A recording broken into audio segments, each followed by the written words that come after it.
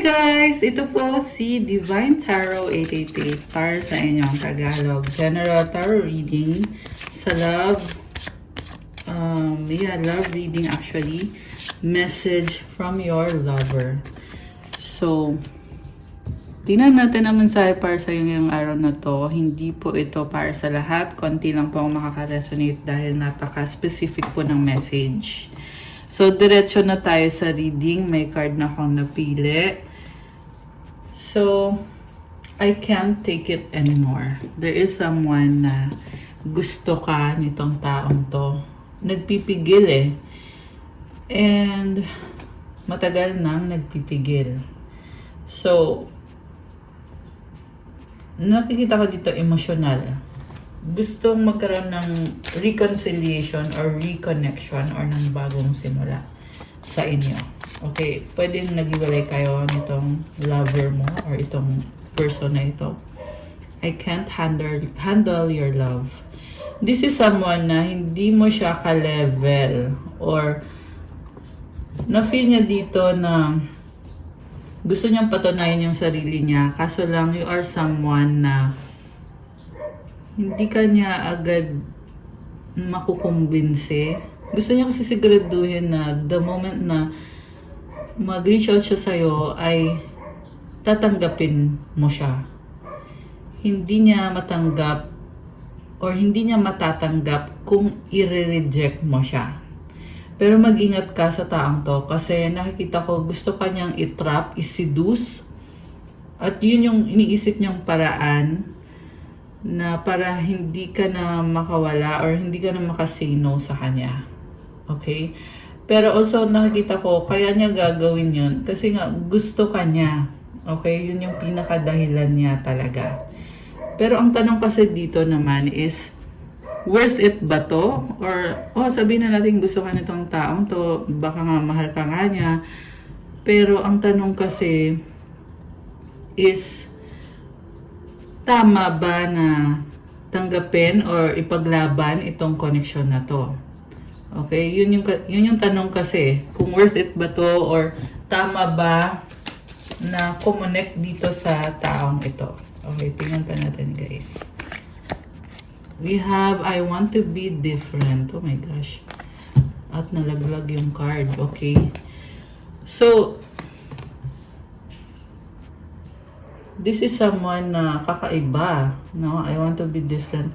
Siguro may iba dito na same-sex connection. Although hindi naman sa lahat magre-resonate yun. Okay. Yung iba naman, syempre, girl and boy. Wala naman pong gender dito sa tarot. Don't put up with my BS. So, hindi mo kasi tinolerate itong taong to. Pero magpupumilit pa daw siya. Kasi gusto niya pa rin patunayan sa'yo na siya yung karapat dapat. Okay, ito nasabi ko na to kanina. Ang sabi dito, I'm scared of rejection. Ito yung feeling niya kasi na pag nireject mo siya, ang sakit-sakit nun pag nangyari yon. So, yun yung kinakatakot niya. Ayaw niyang mapahiya. Merong pride, may ego tong taong to. Okay. So, yan yung mga mensaheng gusto niyang iparating. Ngayon, tignan natin from the tarot. Pala, pakilike po ng video. Kung kilala niyo na po ako, mag-comment po kayo. Kung hindi pa, okay lang, mag-comment pa rin para ma-acknowledge niyo na kailangan nyo ng gabay na kagaya nito or ng guidance para masagat natin ang kwento ng buhay nyo at magabayan kayo. Kung hindi naman po kayo interesado, ay huwag nyo pong panoorin and mamaya may announcement ako after the video para po sa mga manonood hanggang sa dulo. Okay.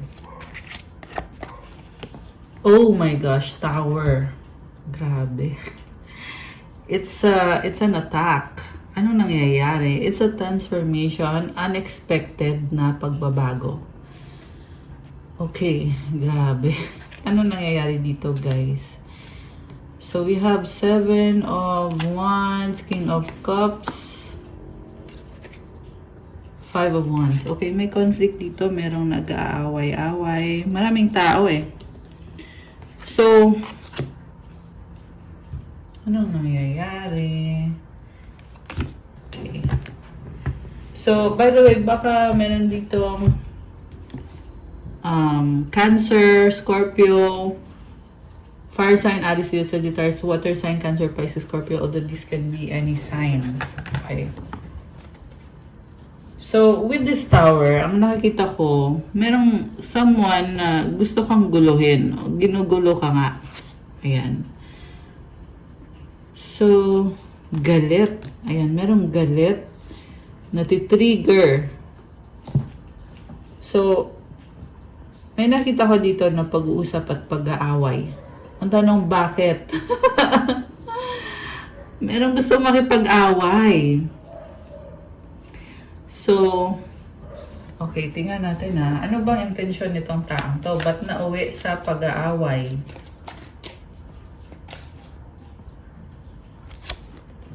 Okay, so 8 of Wands. Travel, communication, energy, action. Okay. So, sabihin ko muna sa inyo, yung energy ng taong nakikita ko dito, si King of Cups. May pagmamahal to sa'yo. Mahal ka niya, yes, oo. And natatauhan siya na nagkakaroon ng ending, ng transformation sa connection na to. And hindi ka niya makontrol. Okay? So, very fiery and passionate yung nakikita ko. Ano siya niloko ka niya at guilty. Sobra siyang guilty. Na guilty siya na sinaktan ka niya or kung ano man ang ginawa nito, guilty siya sa ginawa niya. At very competitive. So, siguro feel mo hindi ka sineryoso nitong taong kadil mo kasi tingin niya sa'yo, parang competition na kailangan maayos yung buhay niya, maganda yung career niya, maganda yung buhay niya. Hindi lang naman siya sa'yo competitive, ganun din sa mga tao sa paligid niya. Alam mo, sabi dito, sobra kanyang mahal, pero mahina ang loob niya, nakastrap din siya sa sitwasyon na hindi siya masaya. Okay? So, pero ito kasi yung pinili niyang buhay. Yan ang sinasabi dito, guys, nitong taong kadil mo. So, I think, ito advice ko sa'yo, kung ito yung pinili niyang buhay, huwag mo nang idamay yung sarili mo. Yung iba kasi sa inyo, guys, nagpupumilit pa rin Ayan, sorry to say Yan kasi yung nasa-sense ko dito na merong magpupumilit pa rin. It's either ikaw yung magpupumilit or siya. Okay? Hindi ko kayo ginajudge lang. Yan lang yung nakita ko dito. Na merong magpupumilit na kahit nga hindi na nga okay yung sitwasyon, mahina yung loob ditong taong kadil mo, tapos nakastuck pa siya sa isang sitwasyon na ayaw niyang madamay ka. Okay? And ang feeling ko dito, meron siyang kadil na karmic, na karelasyon niya, hindi siya loyal, hindi siya faithful, pero hindi niya maipaglaban yung relationship niyo kasi nga meron siyang ibang kadil. Ayan. So, ganun lang yung kasimple. So, tingnan mo, merong ending dito, guys, with the death card sa bottom of the deck. Nagtapos na talaga tong connection na to at malungkot siya ngayon, itong taong to. Para siyang, kung kailan nagtapos yung connection nyo, saka lang siya natauhan na mali nga yung ginawa niyang panloloko sa'yo at dapat inayos niya yung sarili niya para kayo yung nagkatuluyan. Ayun yung iniisip niya dito So, with this 8 of Wands, maraming nangyayari sa buhay niya at may mga changes and moving forward, kumbaga, ano lang siya, go with the flow lang siya sa buhay niya. Pero, yung kadil mong tao, natauhan siya dahil sa'yo. So, parang inisip niya dito, ikaw yung karma niya. So, kung ano man yung mga ginawa niya sa buhay niya, I'm hearing kabulastugan, o hindi maganda niyang ginawa sa buhay niya, siguro marami tong niloko mga tao. So, yun siya natauhan. 4 of Cups. Ayan. Hindi siya masaya ngayon. Okay. So, saan ba patungo ito? May nakita, so itong person na to, may nakita ko dito na pwedeng mag-uusap pa kayo, pero nakikita niya kasi sa'yo na nag-iba ka na tuluyan ka ng nagbago, nag-iba ka na ng landas, nanlamig ka sa kanya. So, kaya sobrang lungkot niya. Ayan. Well, yan ang sabi dito. So, kung sino man tong nag-resonate dito sa reading na to ngayon, mag-comment kayo dyan. Nanlamig ka sa taong to. So, malaking ano yun, malaking dagok yun. Big deal sa kanya na parang nawala na yung love. Okay, Queen of Rods. Oh my gosh, Five of Cups and the Devil. So, may nakita ko dito na may iba siyang ka-deal na karmic with the Five of Cups and the Devil. This is someone controlling and manipulative na nagsiselos Nagsiselos siya kasi itong person na ito malungkot kasi nagtapos yung relasyon nyo. Tapos, meron isa pa dito na nagsiselos. With this devil na energy, hindi maganda yung energy niya. So, ayan ngayon, yung kadil nitong si King of Cups. Merong energy na fire sign, Aries, Sagittarius, water sign, Cancer, Pisces, Scorpio, Capricorn energy. Merong Scorpio. Okay. Yung Scorpio naman, pwedeng person mo or pwedeng ikaw. Okay, Earth sign, Capricorn, Taurus, Virgo. So, itong si Queen of Rods, okay, ito ngayon yung kadil ng person mo, pero this is a toxic situation. So, ayoko na masyadong i-detalye, pero lumabas kasi dito So, ito yung taong kinakasama ngayon itong person na ito. Okay. So, saan patungo itong connection na to? Okay, lumipad siya. Eight of Pentacles. So, mukhang ikaw ngayon ay focus ka sa stability and pinipili mong manahimik sa kung ano man ang ginagawa mong trabaho, ginagawa mo sa buhay. With this High Priestess, very mysterious, intuitive. With the Empress, you have the energy of abundance, energy of creation. So, very strong ng aura mo dito. Very powerful. Pwedeng hindi mo alam na powerful ka. Kasi ang focus mo kasi dito yung mga kailangan mong gawin responsibilidad mo. And you are a creator, you are a manifestor. So, ang ganda ng energy mo dito. And it's like, parang sinasabi dito, hindi mo siya ka-level. You have the Empress. Samantala itong kadil mo ay si King of Cups na may kadil na Queen of Wands. Wheel of Fortune. Oh, wow! So, merong energy ng swerte, expansion, growth. Okay. It's like you are leveling up the moment na naging cold ka dito sa taong to. Lumevel up naman ngayon yung energy mo, yung buhay mo. So, sinasabi lang ng angels mo sa'yo na magpatuloy ka lang. So, Page of Rods, merong nagbago pero mukhang it's a blessing.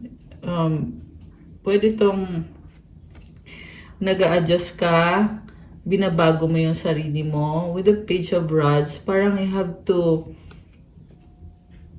have to change yourself. Okay? So, si Empress naman, this is someone na very abundant yung energy, very prosperous. Okay? And malakas yung intuition mo So, ginagamit mo yon as guide kung anong susunod na gagawin mo, anong pagbabago ang ipaperso mo. So, it's like gusto sabihin sa'yo ng mga guides mo at ng mga angels mo na you are on the right path at kailangan mo ng focus with this Eight of Pentacles. Focus lang kasi nasa sayo ang Wheel of Fortune. So, tingnan mo, merong nalaglag dito. May nakita din ako, guys, na magkakaroon ka ng bagong person. Okay? Ayan, merong sumasayaw, di ba? Also, it's like showing me na kung ano man yung nangyari sa inyo ng taong yon, pareho, I'm hearing na pareho naman kayo, you took part sa situation na yon, pero you're not letting it control you, kaya nagiging okay ka din. Kasi, kumbaga marunong kang tumanggap na hindi nag-workout yung mga bagay-bagay at alam mo kung paano i-handle yung sarili mong buhay, yung sarili mo, yung energy mo. Four of Pentacles. Okay. So, the Star. Okay, takpan natin kasi wala siyang suot. So, with the Four of Pentacles, nagiging maingat ka ngayon, and the Star, it's like you are clearing. May ginagawa ka eh. Ayan o. Meron kang inaayos sa buhay mo. May hinihil ka sa sarili mo. And sobra kang nag-iingat. Okay. So, ang ganda ng mga cards na to. So, kuha tayo Ano bang mensahe galing sa mga angels mo? Sa mga guides mo? Crown chakra and crystals. You have Queen or King. Oh, very nice. Ano pa? Mensahe galing sa angels mo. So, mga energy din yan, guys. So, siguro attracted ka sa crystals or gumagamit ka kagaya nitong nakikita nyo dito na ginagamit kong crystals. Nakakatulong po yan na magbigay ng energy sa'yo, ng stability. Kasi, ang tao kasi, very, yung energy ng tao very changeable, di ba? Oh, lumabas to bigla, 11-11. I love it. This is the energy of stability, solid foundation, positivity, and happiness. Pwede din tong commitment. Ayan, I love it for you. And crown chakra, again, nakikita ko ang lakas ng intuition mo. At yung crystals, tinatawag ka na gamitin mo yung crystals. And I do sell crystals, guys. Pwede kayong mag-private message sa akin. So, nasa description box po yung aking, ayan, yung mga detalye ko. So, tingnan nyo po dyan. And itong si Queen or King, it's showing me na you are very powerful. Control mo ang buhay mo at may mga blessings ka. So, ayan guys, i-claim nyo yung napakagandang energy na yan. Comment, I am a Queen or King. So, i-claim nyo din to. Comment, claim, 11-11. Okay, we have loved one in heaven. Okay, thank you loved ones in heaven for drawing close at this time. Since nasa season pa tayo ng Ghost Month ngayon, ayan, so merong siguro binisita ka ng loved one mo na who already passed away. So, ipag-pray mo yan. Kailangan mo yang ipag-pray. Yan ang ibig sabihin nito. Kasi, nagbe-bless din sa'yo. Tumutulong din sa'yo yung mga loved one in heaven. Pero kailangan mo din silang ipag-pray na maging masaya sila. Okay. You have Transformation Archangel Zadkiel. Thank you, Zadkiel, for helping me, supporting me to transform from my past challenges. And I just saw 11:33. Okay. Wow! Okay, spiritual abundance. Comment, claim spiritual abundance. Thank you, angels, for blessing me with infinite abundance. I love this, guys. So, may pagbabago, transformation. I'm really hearing blessing in this, guys, for you. And spiritual abundance. Binibless ka ng mga angels mo at yung abundance na yan ay infinite. Ibig sabihin, tuloy-tuloy yan, guys. Ayan merong money, blessing sa kaperahan. So, comment, claim spiritual abundance. Comment, thank you, angels, for blessing me with infinite abundance. Ayan. So, that's all for today para sa ating love reading for you guys. Nga pala, paki-like po, paki-subscribe, hit the notification bell. So, for the announcement, meron din tayong private reading. May bayad nga lang pag private reading. Pero ngayon, meron tayong limited offer na discount sa private readings. So, para makapag-avail, message po kayo sa akin. Ngayon lang ako guys, nag-discount ulit sa private readings. Although, yung iba kasi kilala nyo na ako from my previous channel, di ba? Kung kilala nyo na ako, alam nyo na kung magkano yung rates. Pero, this is a special discount for the private readings. Again, just message me sa Viber or sa WhatsApp. Nasa description box na po yung mga detalye to reach out to me. So, thank you, Divine Beauties. Again, this is Divine Tarot 888. I'll see you again soon. God bless po. Stay safe. Make sure you like, you subscribe. See you soon and God bless. Good night and love you guys. Bye!